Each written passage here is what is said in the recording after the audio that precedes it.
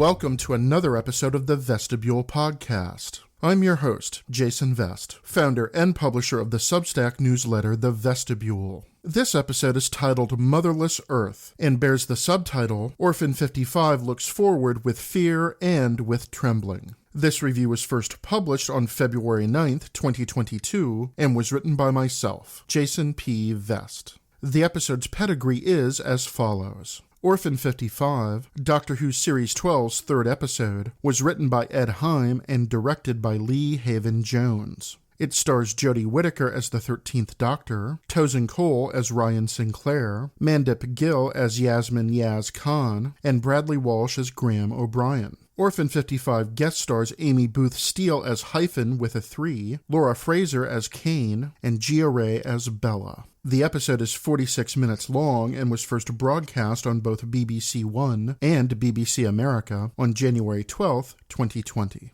And now, on with the show. Great work, guys. And sorry again. I did not know it was their mating season. It's Graham, my son. I've got it. Got what? The 6 coupon from the band Dozy Herald keep getting delivered by the coffee machine upstairs. Or is it downstairs? Anyway, don't matter. I noticed they had an offer on. Collect 6 coupons, get a free holiday. I'm up for a free holiday. Where is it? Place called Tranquility. Me too. So long as there's plenty of sun and absolutely no deep space squid. Might get you out your mardy mood. My mood's fine. That's you told. Hang on, Graham. They're not 6 perfect squares, are they? No! Don't put them together yet! Bit late for that. Oh, what's happening? I hope you've packed. They're not just coupons. That's a teleport cube. Just activated. We've got about 4 seconds. No. I've got to go and fetch me speedos. Only joking. Already got them on.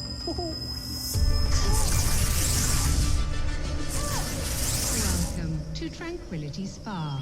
Oh, guys. This is a bit of all right, isn't it? Welcome!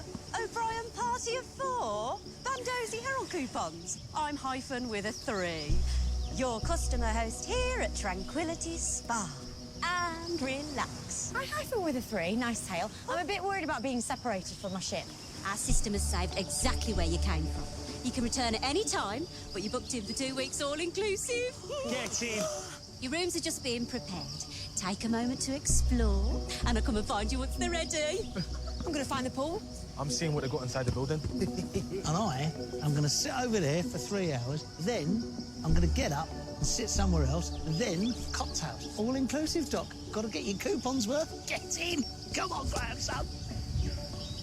I'll have a look round then. By myself.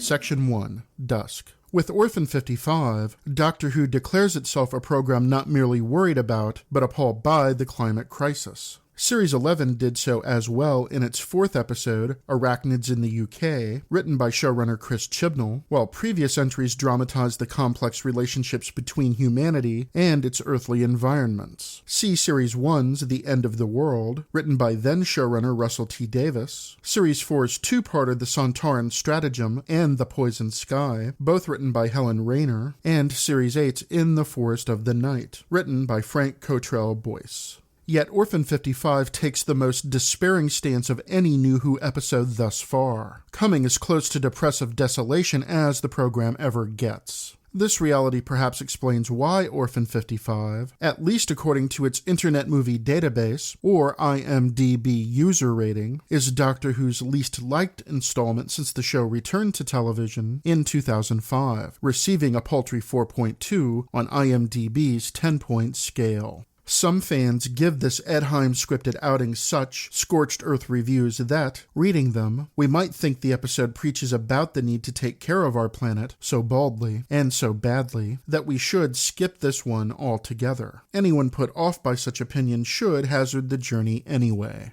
What will they find? An intense, grim, and perversely exciting hour of television that recalls one of New Who's most beloved installments. Series 4's Midnight, written by Russell T. Davis in only 6 days. Yes, friends, Orphan 55 at one point sees the 13th Doctor, played by Jodie Whittaker, and her intrepid companions, Ryan Sinclair, played by Tosin Cole, Yasmin Yaz Khan, played by Mandip Gill, and Graham O'Brien, played by Bradley Walsh, trapped in a motorized armored vehicle, otherwise known as a tank, being assaulted by frightening creatures whose motives seem absolutely alien to the tank's human and humanoid occupants. This scenario, of course, reminds careful viewers of the 10th Doctor's unforgettable midnight trip in a touring bus or tank named Crusader 50. Setting out from a posh resort dropped from orbit onto the surface of the diamond-encrusted planet Midnight, Crusader 50 breaks down midway through the trip, leaving the 10th Doctor, played by David Tennant, and the bus's 7 human occupants to endure the attacks of an unseen, non-corporeal creature that then possesses the body of one traveler, and that, by repeating verbatim every person's words, brings this group to the point of murderous madness.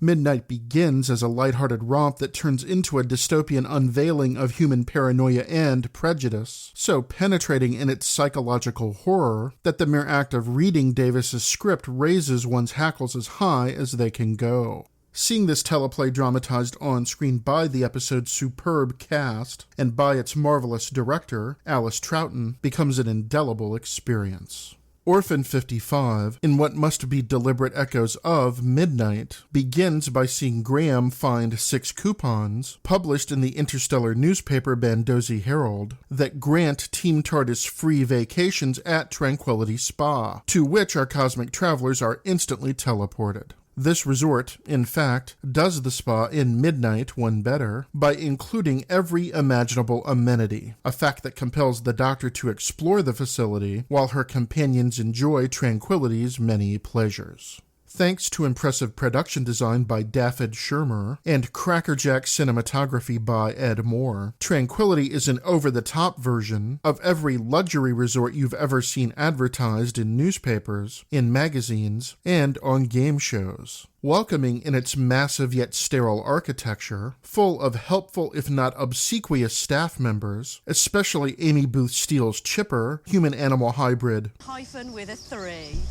she helpfully notes, bathed in brilliant sunlight and located in an out-of-the-way place that assures guests won't be bothered by pesky locals or other unwelcome visitors. Graham, Yaz, and Ryan are stunned by these palatial surroundings, but if this description sounds too good to be true, well, dear listener, the Doctor shares your suspicions. She goes on the hunt after a vending machine gives Ryan a shock that transmits Hopper-virus. into his bloodstream that, left untreated, will mutate into a neurological toxin. The fact that a simple machine can pass its sickness to human beings may have seemed innovative and even innocent when Orphan 55 first premiered on January 12, 2020, with reports about a mysterious virus emanating out of Wuhan, China, sporadically dotting our news feeds. But upon revisiting this episode after enduring months of COVID-19 lockdowns, this small detail, what screenwriters sometimes call the inciting incident that sets characters onto the adventure that occupies them for the remainder of the production's running time, hits with much greater and ghastlier force than it did upon initial broadcast. Relax. This is a routine tranquility drill. Coming up to linen cupboard now. Hyphen with a 3. I just pulled this out of a friend of mine. Well, we do not make any judgments on our guests and fully support any way you choose to enjoy yourself here at Tranquility Spa. It wasn't recreational. This is a weapon. I'd say someone is targeting you. Now, why would they do that? Also, why is that alarm going off? And why do you look so concerned? Also, where does the 3 come in Hyphen? Never mind, that one can wait. Also, what's behind that door? Because no linen cupboard needs a key with that many security gradings. I want to take a look. Guests aren't permitted in a linen cupboard. How about Pan-Galactic Standards and Practices Officer? Health and Safety? Security and Hygiene? Resort Inspector? Now, are you and your excellent tail going to let me have a look, or I'm going to have to bark at you? Because I will. It's after the second H and before the final M, the 3. Oh, yeah! Of course. Deadlock room with its own armory. Don't tell me. Honeymoon suite. Hyphen, what the hell are you doing? Who's this? I I'm the doctor, and you, madam, are far too handsy. Resort Inspector. We've only just been inspected. Well, we're light to surprise. Just like this hopper virus I found in your vending machine. This'll mutate any system it hops into and wreck it.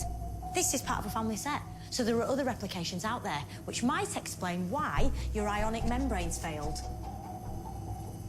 Why would you need to defend a holiday spa with an ionic membrane? Power systems in this zone of tranquility are currently experiencing challenges.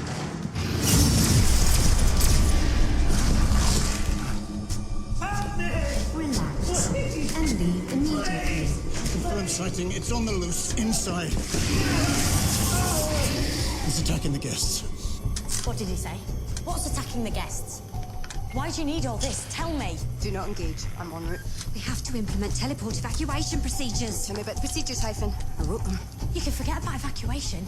The hopper virus is in your teleport system. Everything's down. I need you here to help me understand this place, not out there shooting at things. This zone of tranquility is compromised. If you can hear this message, you shouldn't be here. Leave immediately. Stay back.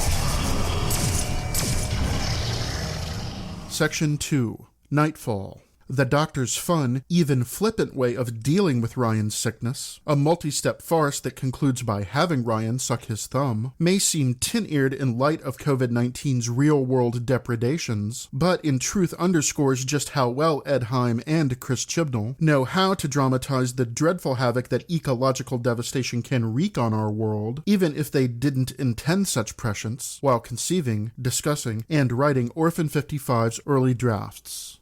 The doctor suspects that Tranquility Spa is, indeed, a sinister locale rather than a relaxing vacation spot, and, when she discovers a control room staffed by 2 beleaguered workers, trying to keep the place from falling apart, she's chagrined to realize that her suspicions are, to coin a phrase, dead on. Unlike Midnight, however, the guest characters that populate Orphan 55 aren't nearly as distinct, memorable, or complex as Russell T. Davies makes his episode's guest cast, despite Heim's valiant attempts to people his motley crew with complicated personalities. This failing is especially regrettable given the talented performers playing these roles. Foremost among them Laura Fraser as Tranquility Spa's owner, Kane, and Gia Ray as her estranged daughter, Bella. The hostility between these 2 women promises far more than Heim can deliver in 46 minutes of on-screen drama, leaving Fraser and Ray to make their mother-daughter tensions more than the sum of their cliched parts. As an intimate character study of people overwhelmed by daunting physical and psychological obstacles, Orphan 55 cannot hope to match Midnight's nuance, insight, or quality. Anyone hoping that Heim's Orphan 55 scribblings will repeat the glories of Davis's matchless Midnight writing will be so disappointed that even entertaining the notion that Heim and Chibnall conceived this installment to stir memories of Midnight seems a spectacular misfire. Yet, in execution, Orphan 55 wrings as much uncertainty, paranoia, and terror out of its characters and its audience members as Midnight by including creatures so horrifying that revulsion is the first and perhaps only response to seeing their vicious, snarling, razor-toothed visages. This reaction is a credit to the hard work of Doctor Who's creature design, makeup, and stunt teams that takes us backward into the era of 1940s and 1950s cinematic science fiction, where nearly all extraterrestrials were monstrous threats to humanity's survival. Even so, Heim and Chibnall pulled the dramatic rug from underneath us by revealing that these creatures are, in fact, the human inhabitants of a far future Earth whose environmental degradation is so pronounced that natural selection forces evolutionary metamorphoses that may be sickening, but that the Doctor and Yaz refuse to credit as terrible or even negative. An orphan planet, the Doctor explains, is Degrading them means it's become too toxic for life. But this notion is wrong insofar as mutated human beings do, indeed, survive to menace the spa's guests.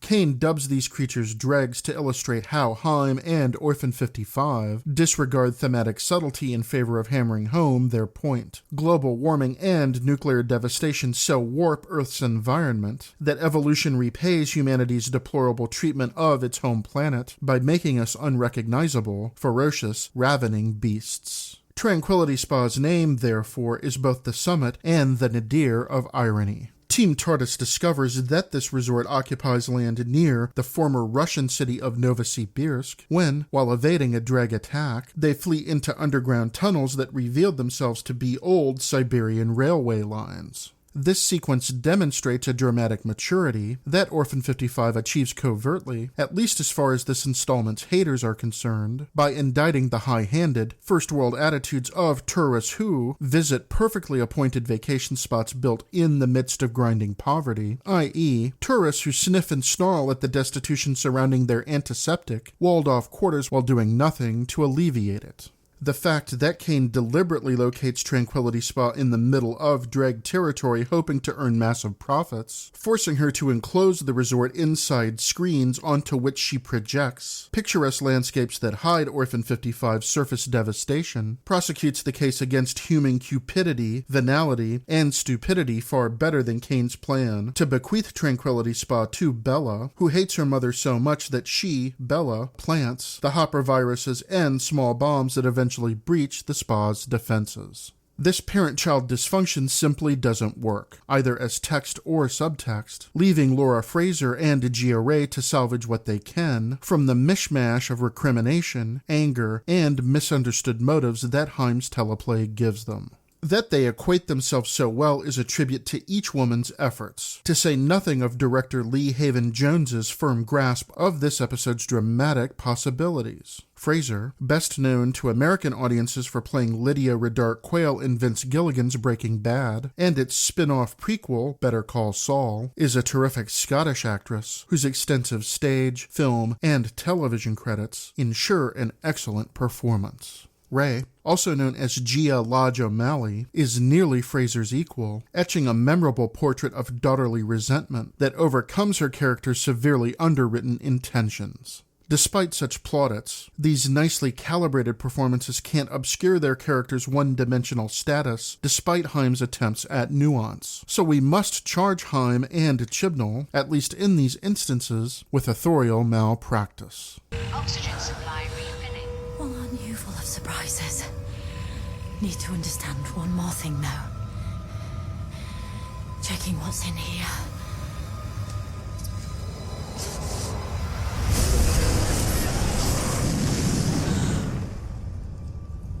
That's what I was afraid of.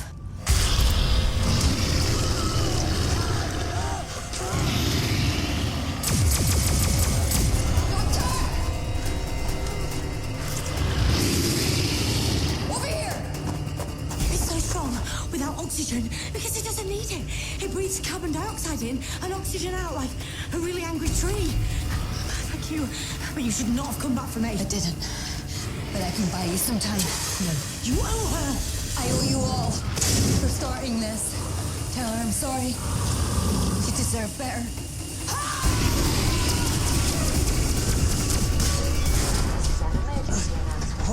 What happened in here? I'm guessing Bella. I think I'm clearing all this up.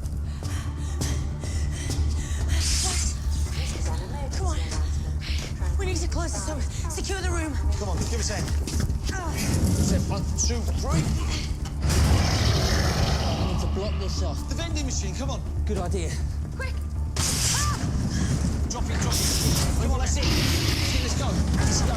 Hey, Brian, Bella, silence Nebby to the command center now. We'll hold this off for as long as we can. Somehow.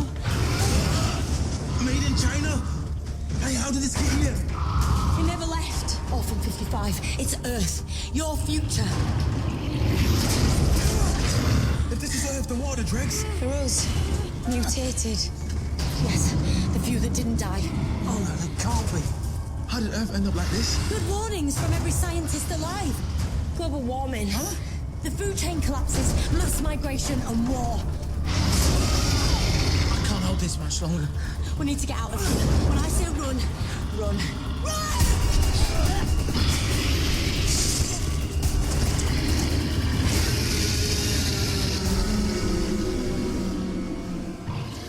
Section 3. Daybreak. All, however, is not lost. Orphan 55 concludes with the 13th Doctor addressing not merely her companions, but all audience members, by reminding them that the terrible sights they've just witnessed come from only one possible future.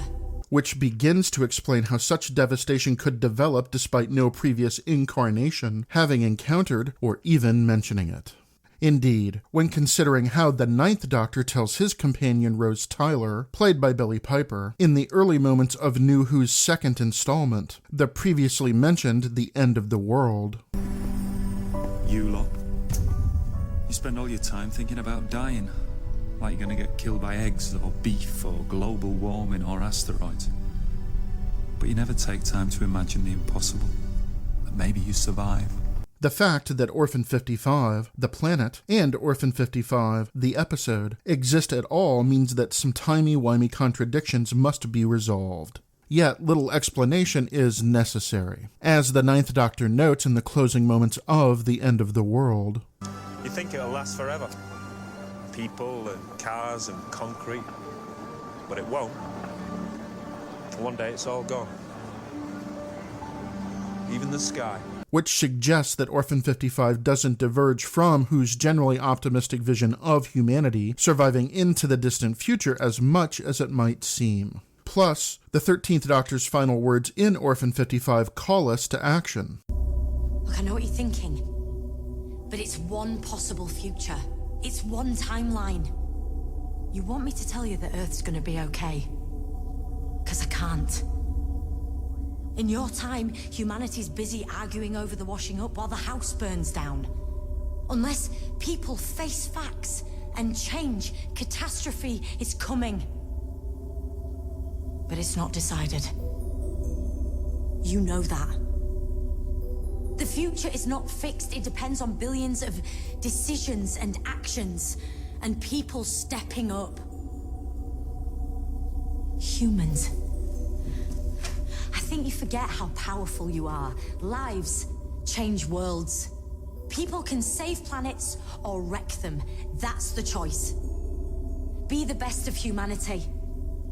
These lines, well delivered, as always, by Jodie Whittaker, have raised howls of protest from New Who fans who find them too on the nose, too political, and too preachy. Who needs sermons when light entertainment, a jot of harmless prattle on Sunday evening, is preferable to listening to the Doctor lecture us about impending climatological doom? I admire the fact that, in the end, Hyman Chibnall don't care about this understandable criticism, but lurch ahead with an environmental homily that recalls Classic Who's earliest pedagogical mission, to teach audience members, especially younger viewers, about history and about our responsibilities as participants in that history to do good in our daily lives. When Russell T. Davies wrote The End of the World in 2004, global warming was a massive threat, but still seemed distant enough that we could and would deal with it. When Ed Heim wrote Orphan 55 in 2019, the dire predictions of Naomi Oreskes, Bill McKibben, young activists like Gia Bastida, Mari Copeny, and Greta Thunberg, and the United Nations Intergovernmental Panel on Climate Change hadn't simply come true, but were worse than previously imagined. So I, for one, don't mind Doctor Who shaking us by the lapels every now and again, particularly in service of such an urgent, timely, and necessary message.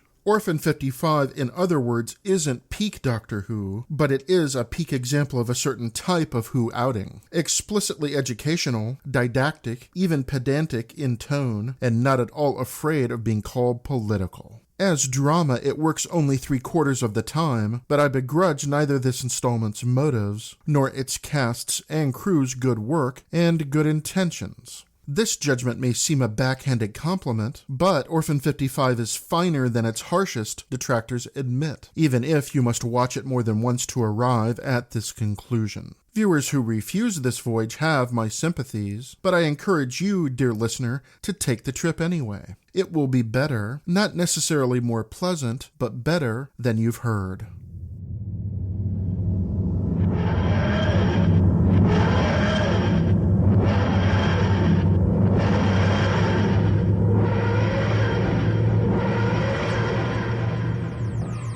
This Orphan 55 review includes an endnotes section, but for brevity's sake, I won't repeat its 2 notes here. Please read Motherless Earth on the digital device of your choice to see these entries and to access the hyperlinks embedded in them. Thank you for listening to this episode of the Vestibule Podcast. Please visit the newsletter's website at vestibule.substack.com to read this entry, to explore the images and linked resources available there, and to access all other posts. Until next time, this is Jason Vest, wishing you fun and felicitations.